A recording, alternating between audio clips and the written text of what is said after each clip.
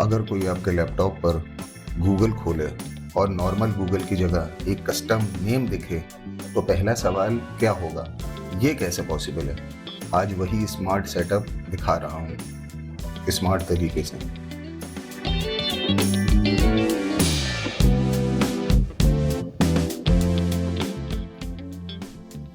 Hello दोस्तों, welcome back. आज का वीडियो शॉर्ट है लेकिन जो सीखोगे वो काफ़ी पावरफुल है।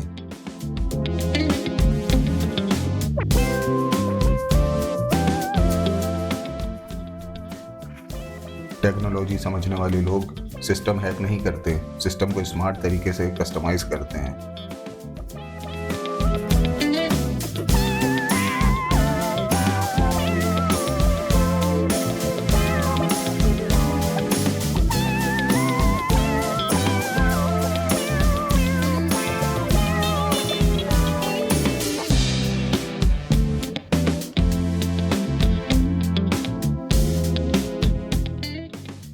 ये सिर्फ विजुअल कस्टमाइजेशन है जो आपके ब्राउज़र तक लिमिटेड रहता है और original Google service, Google page पूरी तरह सेफ रहती है।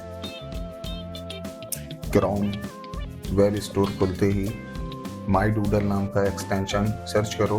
ये एक्सटेंशन ब्राउज़र के लुक को कस्टमाइज करने के लिए यूज़ होता है।